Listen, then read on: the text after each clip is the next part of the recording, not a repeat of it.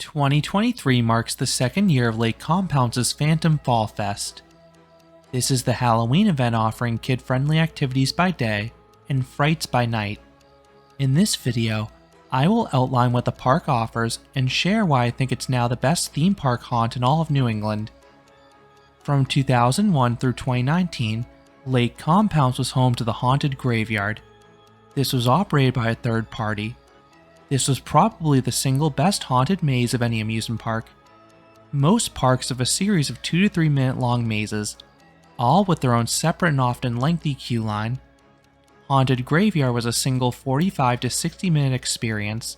You went through a variety of different sets loaded with scare actors, and you spent less time queuing because you booked a specific time slot for one continuous maze.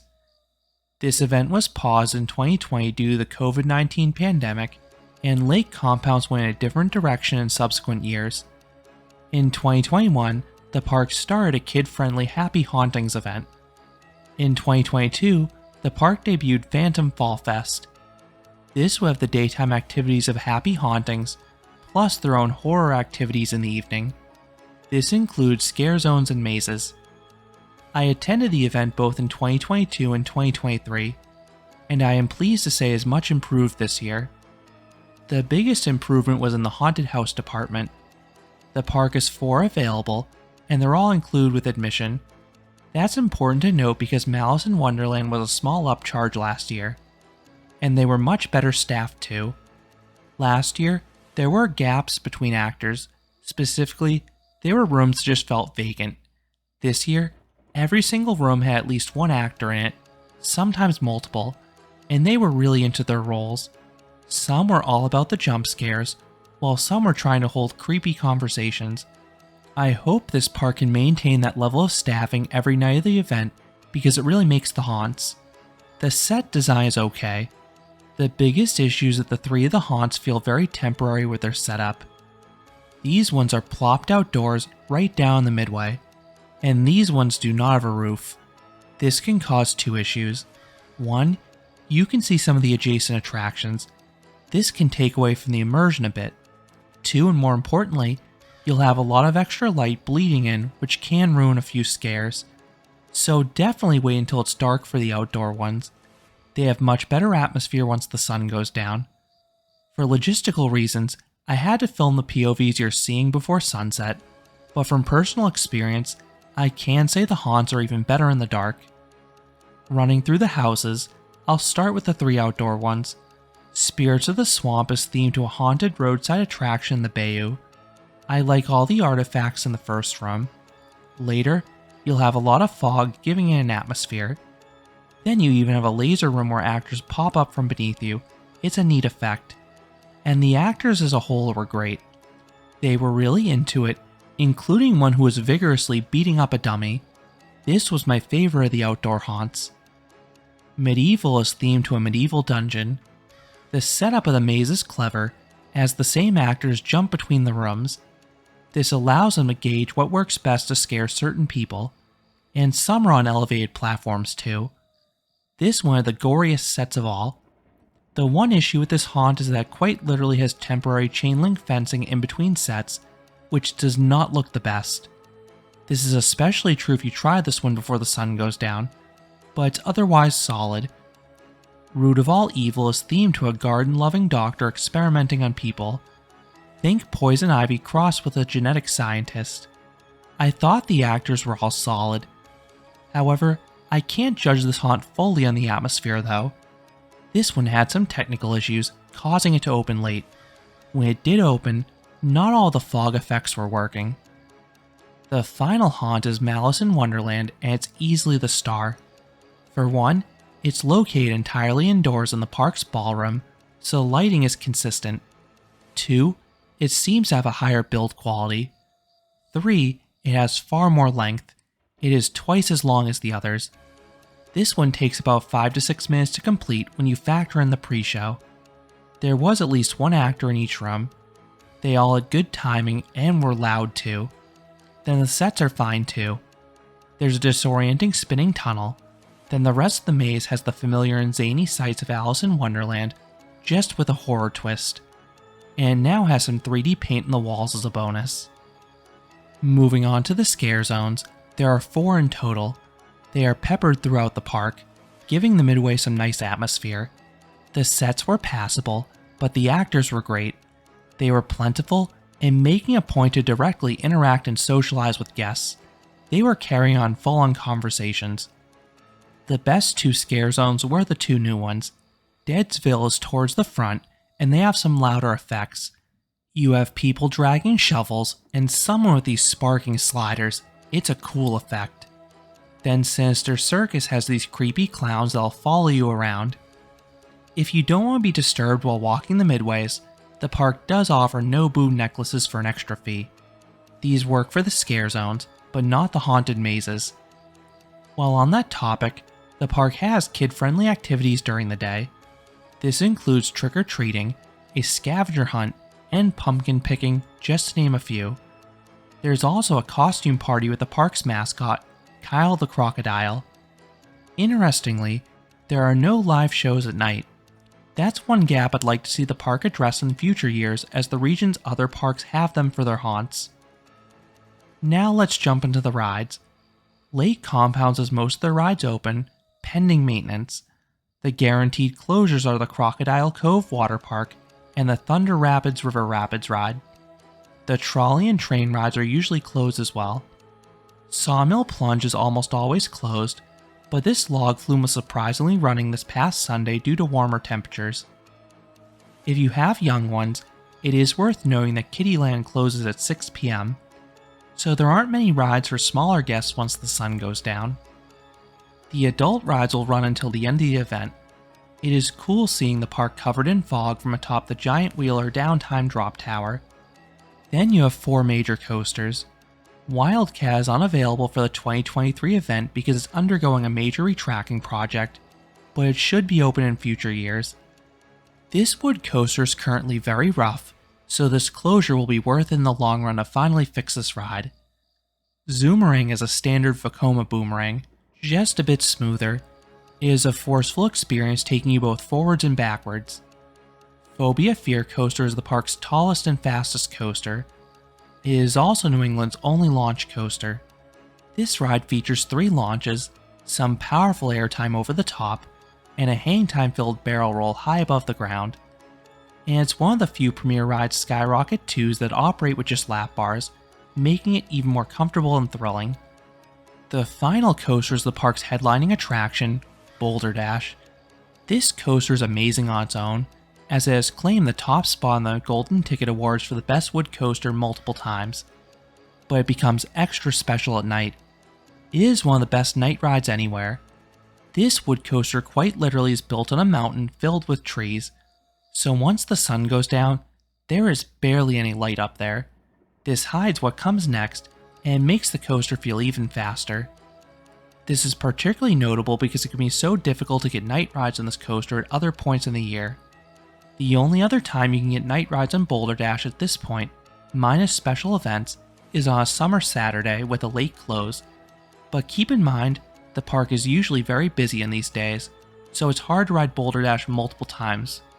Meanwhile, you can get 3 to 4 hours of night rides every single day in the fall, and on some nights, it has a good chance of being a walk-on. And Boulder Dash tends to also run its fastest in the fall. I got my quickest rides ever on it this past weekend. I got pops of airtime into the far turnaround and also the final brake run.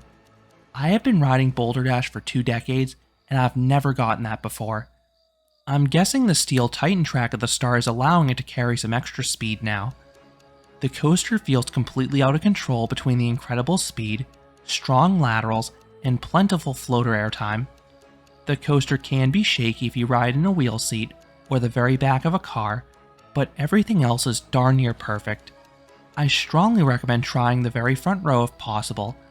That's the best seat by far for the smoothness, airtime, and that wind in your face sensation. Moving on to the food, the park does have a few special Halloween themed items, but I can't speak from experience how good they are. A lot of them are on the sweeter side, and I do not like sweets. So when should you visit? What day you visit can have a major impact on your experience. Friday has very limited hours. The park is only open from 6 to 10 p.m. It is worth knowing these nights only have the evening activities. You will not find the kid-friendly activities, so if you have young ones, definitely visit on another day. Saturday and Sunday have far better hours. The park is open from noon until 10 p.m. One change for 2023 is that the Timber Hill area, or the back right corner, is not scheduled to open until 2 p.m. This is likely due to staffing, and it most notably includes phobia. The haunts and scare zones then open at 6 p.m. How are crowds? In general, the event gets busier the closer you get to Halloween. Columbus Day weekend also tends to get very high crowds. Unless you have a season pass, I would try to avoid Fridays if possible. It costs the same amount as the other days, and you have just 4 hours to see everything. And crowds can be unpredictable. Sometimes crowds have been heavy, and if there are high crowds, keep in mind the shorter hours mean that people are less likely to leave early like the other 2 days. Other times, lines have been minimal, but do you really want to take the chance if you're coming from a long distance and don't have a season pass? Saturdays are consistently the busiest day. Do not be surprised if the haunts have hour-plus waits. Also do not be surprised if many rides have full queues. A lot of the rides here do not have the best capacities. Boulder Dash specifically can get a full queue, and since that ride almost always runs just one train, that line can also take an hour. Sundays are the best day to visit by far. You have far less crowds than Saturday, plus the long hours of Saturday. Most people in the park do the haunts right when they open at 6 p.m.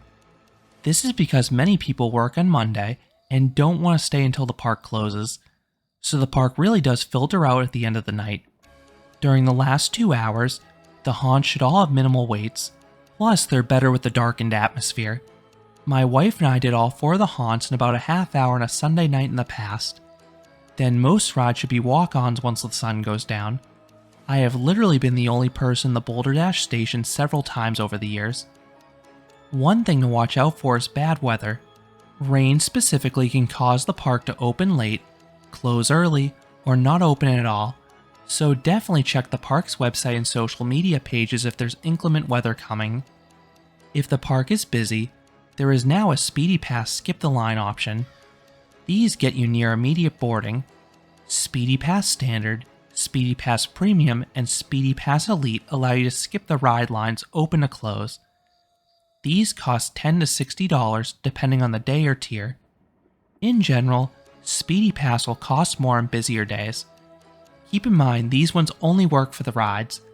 The Thrills and Chills Speedy Passes allow you to skip the lines for each haunt once. This starts at $15 and it's well worth it on busier nights. You can also purchase single shots for the rides or haunts. One of the biggest advantages of Phantom Fall Fest compared to the area's other Halloween events is the cost. Your season pass or admission ticket includes all the rides and haunted houses. These cost $60 at the gate, but you can typically get admission for half off online. $30 is an incredible value for what this event has to offer. Parking is an extra $30 though if you don't have a season pass that includes it, so just keep that in mind. And just for comparison, let's look at what some of the other New England parks charge for their haunted events.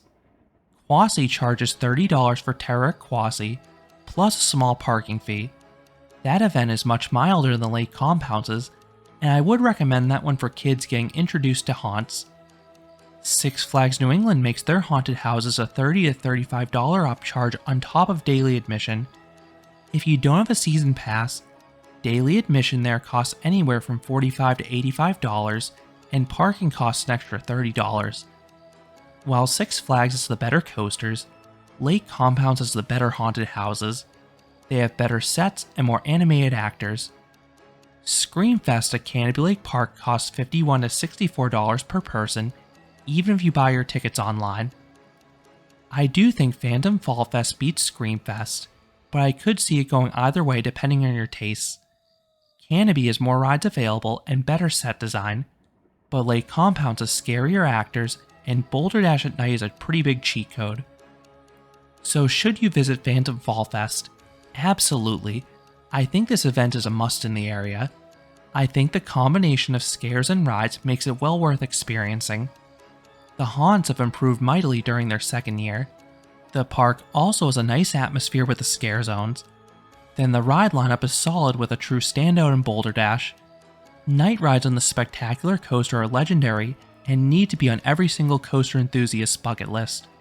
I think this is the best time of year to visit Lake Compounce, whether you like the haunts or you want those night rides on Boulder Dash. But is Phantom Fall Fest better than Haunted Graveyard? In some ways, yes. It is nice how Fall Fest is included with admission and season passes. Haunted Graveyard was always an upcharge, even for season passes. The midways also have better atmosphere. By spreading the houses and scare zones throughout the park, the midways feel livelier and spookier. Haunted Graveyard used to be in a backstage area separated from everything else, so the atmosphere didn't bleed into the midways.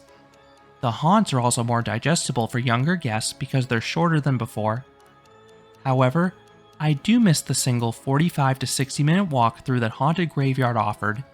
The length was incredible. Then the sets were better quality than what you have today. It was also more efficient. It was nice how you booked a single time slot and only had to wait maybe 20 to 30 minutes to enter. Compare that to how each haunt can sometimes have hour-plus waits on busy nights. So you could potentially end up queuing far more for less. But the current setup is closer to what other parks do. Haunted Graveyard setup was an outlier. While I did prefer Haunted Graveyard, Phantom Fall Fest is a great event. It's currently the best theme park Halloween event in New England, and I'll be an annual attendee for the Boulder Dash night rides and improving scares. So those are my thoughts on Phantom Fall Fest at Lake Compounce. What are your thoughts on this event? Let me know what you think, especially if you went to it last year or the Haunted Graveyard in past years. If you enjoyed this review, I would appreciate it if you gave this video a like, and you consider subscribing, because there'll be a lot more roller coaster and amusement park videos here at Canopy Coaster. Thanks for watching.